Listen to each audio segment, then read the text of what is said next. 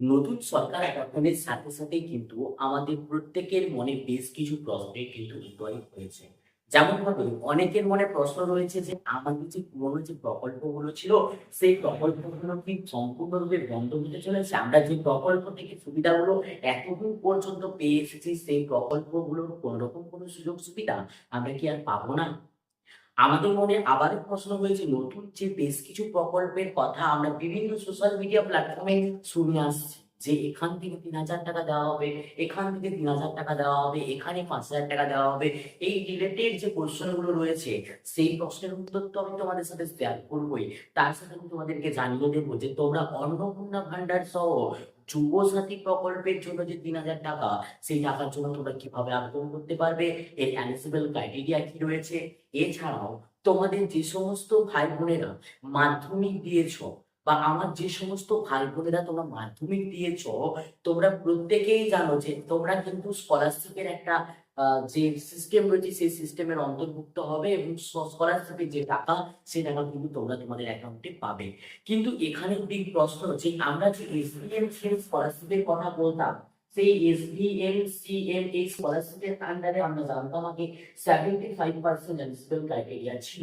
But এই সরকার corona কাল থেকে শুরু করে সেটাকে কিন্তু কমিয়ে 60% করে দিয়েছিল।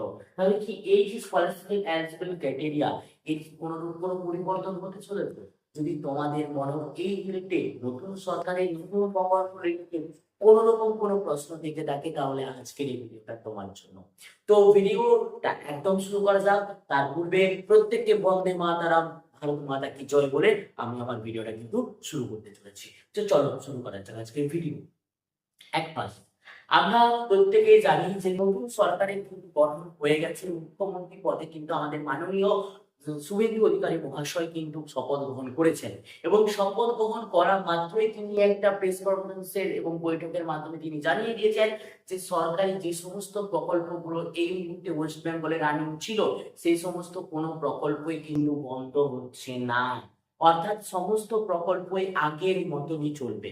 কিন্তু আমাদের যে ধারণা রয়েছে, সেই প্রকল্পগুলো, যতগুলো প্রকল্প এই মুহূর্তে চলছে, সেই প্রকল্পগুলোর নামের কিছু পরিবর্তন, এছাড়াও কিছু ভেরিফিকেশন কিন্তু হয়তোবা খুব শীঘ্রই কিন্তু হতে চলেছে। অর্থাৎ আজকেই রয়েছে কিন্তু প্রশাসনিক বৈঠক, অর্থাৎ কিছুক্ষণ মধ্যেই কিন্তু প্রশাসনিক বৈঠক শুরু হবে, এবং সেই প্রশাসনিক বৈঠকে সেখানে কিন্তু সমস্ত রকমের এই প্রকল্প রিলেটেড বা উন্নয়ন রিলেটেড বিভিন্ন রকমের হয়তো কথাবার্তা হবে। তারপরে তোমাদের জন্য যে কিছু আপডেট আসবে, সেই কিছু আপডেট কিন্তু আমি এই চ্যানেলের মাধ্যমে, এই ভিডিওর মাধ্যমে তোমাদেরকে সাথে শেয়ার করব।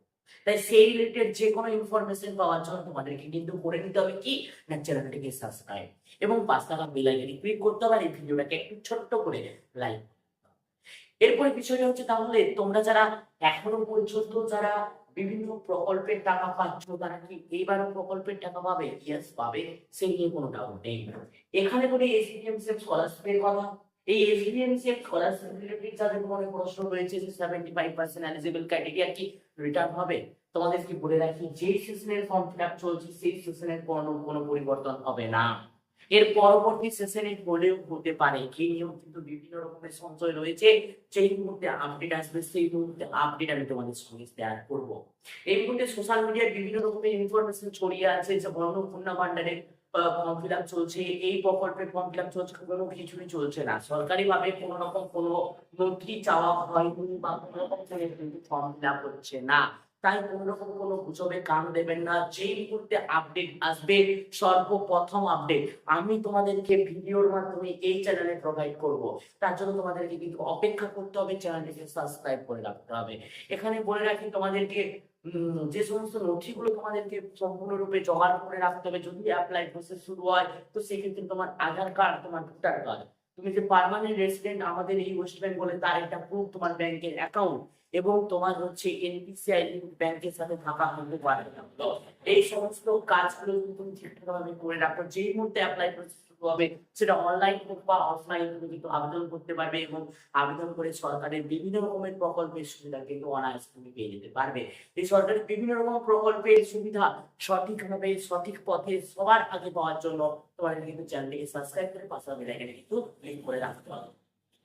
তো আজকের এই ভিডিওটা ছিল এতটা পর্যন্ত। যদি ভিডিওটা ইনফরমেটিভ হয়ে থাকে, যদি ভিডিওটা তোমাদের ভালো লেগে থাকে, অবশ্যই লাইক করে চ্যানেলটাকে সাবস্ক্রাইব করে দিও। আর সেই সমস্ত বন্ধুদের কাছে কিন্তু এই ভিডিওটাকে শেয়ার করে দিও, যাদের মনেও কিন্তু এই রিলেটেড প্রশ্ন রয়ে গেছে। তো চলো দেখা হচ্ছে নেক্সট ভিডিওতে। প্রত্যেক ভালো থাকবে, প্রত্যেকে সুস্থ থাকবে। গাঁজা